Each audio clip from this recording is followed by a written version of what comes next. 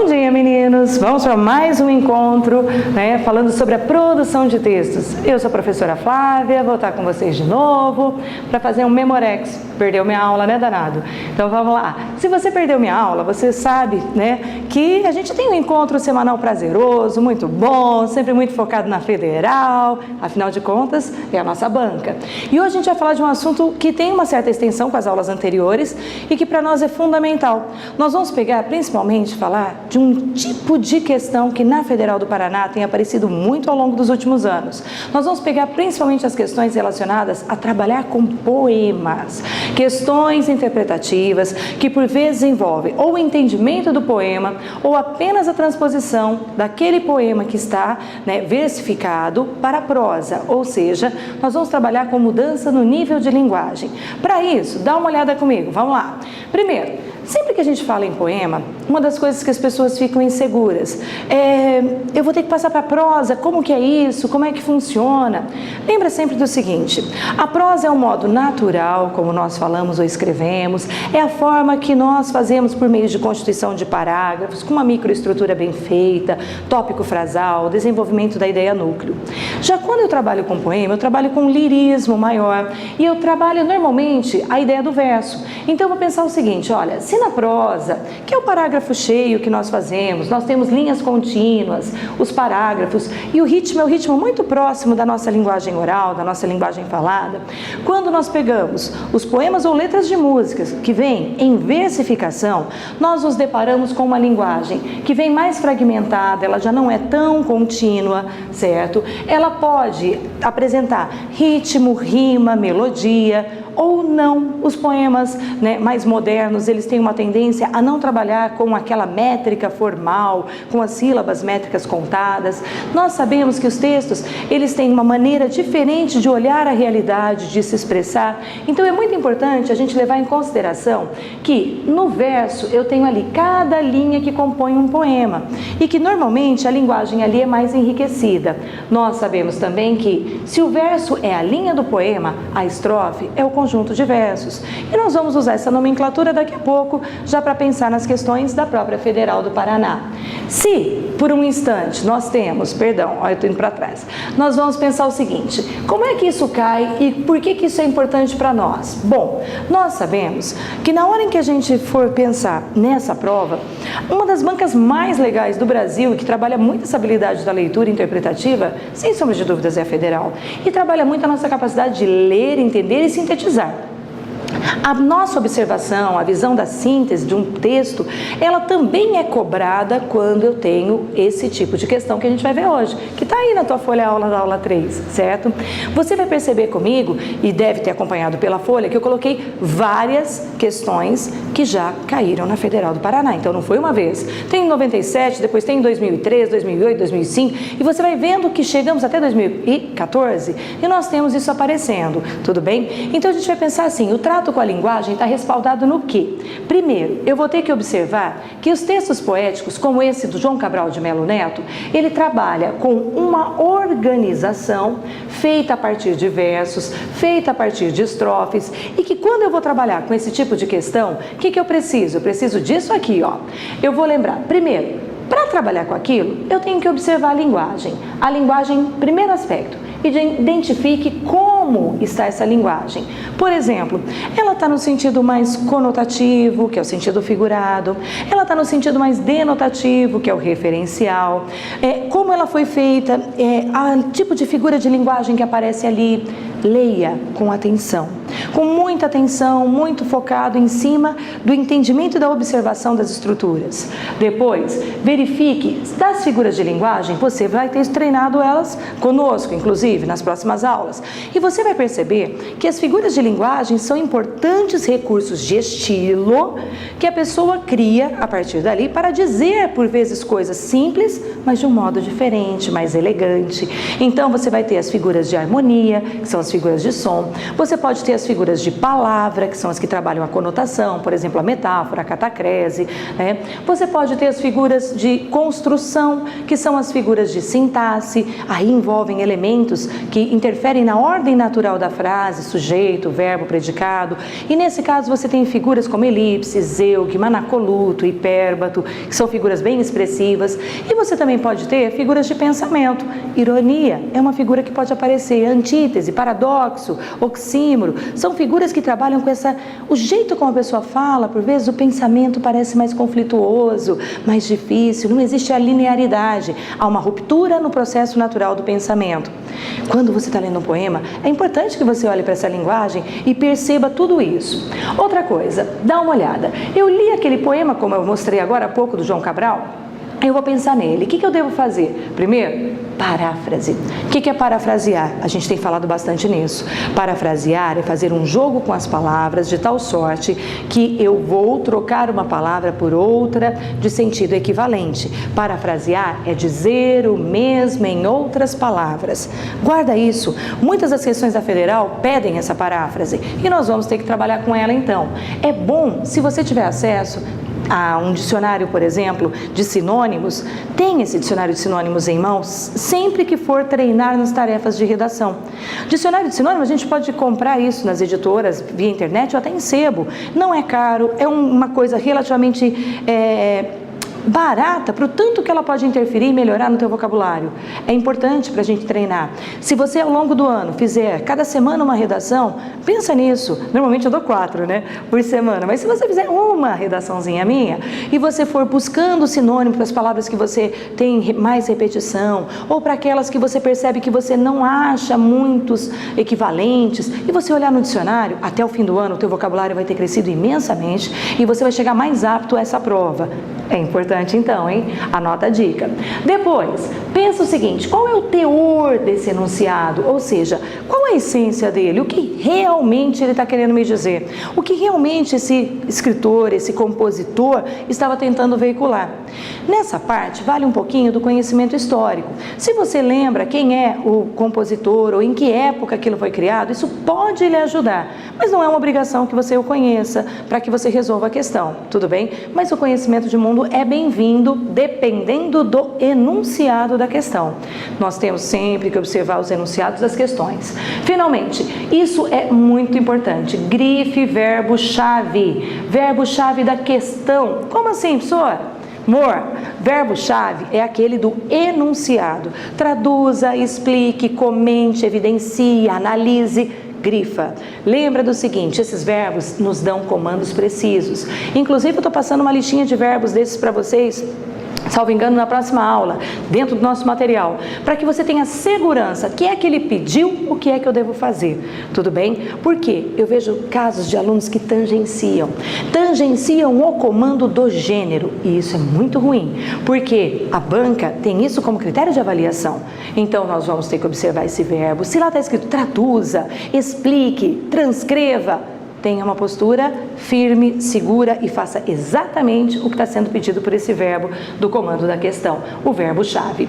Depois, fiz isso, hora de eu escrever. Quando eu for escrever, procure ficar apegado a esse comando, usar linguagem formal. Linguagem formal não está pedindo a você uma linguagem pernóstica ou arcaica. Linguagem formal é respeite as regras da gramática e mantenha um padrão de nível médio. Normalmente, nós pedimos aos alunos que evitem o uso, por exemplo, de palavras empoladas, né? Termos que embolem um pouco essa comunicação e também que vocês evitem usar, para que a sua linguagem permaneça uma linguagem formal, mas é uma linguagem formal contemporânea. Então, evitem usar os arcaísmos. Termos antigos não são bem-vindos, tudo bem? Termos que caíram em desuso, nós não vamos usar então. Nós vamos preferir o equivalente contemporâneo, mas usando a ordem direta, a ordem natural. Um caso também que quase sempre a gente recomenda que vocês evitem é o uso de mesóclises. Por exemplo, poloía, se pudesse, faloía. Então, poloía, faloía, cria um nível nível de formalidade que transcende o que uma prova como essa da Federal quer da gente. Então toma um pouquinho de cuidado. A linguagem tem que ser correta, mas não tem que parecer que você é um dicionário ambulante, ainda que a gente tenha usado bastante dicionário para treinar, tudo bem? Mas a gente vai tentar ter o equilíbrio nessa linguagem para o texto ficar assim, fácil de ler, gostoso de ler, tudo bem? E sem desrespeitar a regra. Depois, lembra também do seguinte, nós vamos pensar, nesse caso, só use a primeira pessoa se a banca mandar, se imposto pelo comando. Se for para usar o eu, vai estar escrito lá. Se não estiver escrito lá no comando da questão, o eu não existe. Quem existe? Quem existe é o texto, o autor, o poema, a análise dos versos. Aí você faz esse tipo de remissão. Nunca escreva eu acho, porque não é essa a ideia, tudo bem? Esse uso do eu, e ainda mais com o verbo achar, que dá uma conotação tão ruim, ele não deve ser aplicado à sua prova. Mas aí, vamos à frente. Voltemos então àquela questão do João Cabral. Olha bem esse comando, ele é Federal do Paraná, tudo bem? Olha só, aqui está o comando da questão. No poema abaixo, que aqui eu pus ao lado para ficar mais fácil, né? João Cabral de Melo Neto utiliza-se da linguagem metafórica para refletir acerca de uma das mais polêmicas questões acerca do comportamento humano. Redija um texto em prosa, lembra? Prosa, parágrafo cheio, normal e natural. Que apresente em linguagem denotativa. O que é a denotação? Sentido real, literal, verdadeiro. Tudo bem? Então a palavra está no eixo preciso do que ela significa. As ideias contidas no poema. Lembra que eu falei em relação à leitura? Como nós deveríamos fazer? O ideal seria que você olhasse e visse, olha para o texto. O título é importante? Sempre. Título é síntese temática, então é importante atentar para ele. Questão de pontuação. Quando fala questão de pontuação, você vai perceber que a palavra pontuação é uma palavra que pertence a um campo semântico, tudo bem? Então, ponto faz você pensar num ponto, é uma palavra polissêmica, sim, mas você vai pensar, olha, pontuação pode estar falando de uma série de coisas, desde valores até pontos como nós temos na própria escrituração. Ponto de exclamação, ponto final, ponto de reticências, portanto, é o campo semântico da escrita, tudo bem? Olha o texto, que bacana esse texto, João Cabral. Todo mundo aceita que ao homem cabe pontuar a própria vida. Que viva ponto de exclamação, dizem, tem alma dionísica. Viva ponto de interrogação, foi filosofia, ora é poesia. Vive equilibrando-se entre vírgulas e sem pontuação na política. O homem só não aceita do homem que use a só pontuação fatal, que use na frase em que ele vive o inevitável ponto final. Se você prestou atenção nesse poema, você deve ter percebido que cada ponto aqui é representado com um determinado comportamento. Olha, todo mundo aceita que ao homem cabe pontuar a própria vida? Traduz essa metáfora do pontuar. Cabe ao homem escolher as próprias regras, escolher a maneira como quer viver? É isso mesmo, se você entendeu isso, está no caminho certo. Aí ele fala, dizem que foi ponto de exclamação, grifa isso. O que é o ponto de exclamação? Para que ele serve? Busca no teu repertório de conhecimento. E olha que logo depois ele fala, dizem tem alma dionísica. Dionísio é o Baco, deus do vinho, lembra disso? Então quando você pensar, você vai falar, olha, tem alma dionísica no sentido do quê? Né? De empolgado, celebrante, né? Você vai pensar nesse sentido. Depois ele vem, ponto de interrogação. Interrogação não é usado para dúvida, para questionamento? Foi filosofia, ora poesia. Vive equilibrando-se entre vírgulas, pausas menos densas, né? E sem pontuação na política. O homem só não aceita do homem que use a só pontuação fatal, que use na frase em que ele vive o inevitável ponto final. Para exemplificar isso, eu separei, porque na época a Federal ainda publicava as suas redações, né, as melhores ou as redações indicadas, eu separei para vocês um texto que seria tido como sendo um texto adequado. Lembrando que eles nunca publicaram redação de nota máxima, mas eles publicavam as redações adequadas. Separei o texto que é adequado para que você acompanhe comigo e veja o que é que a banca queria. Dando esse referencial, agora é só pegar e fazer tarefa, tudo bem? E entregar para a gente corrigir, lembra disso? Dá uma olhada comigo aqui e veja lá o seguinte, quando falar de textos poéticos, a gente já sabe, primeiro eu leio para depois escrever. Se eu for fazer isso, o que eu tenho que fazer agora? Agora é hora de eu escrever. Imagine que você seja o aluno que fez essa versão. Olha isso, essa versão foi considerada acima da média. Pode-se apreender da leitura do poema, questão de pontuação.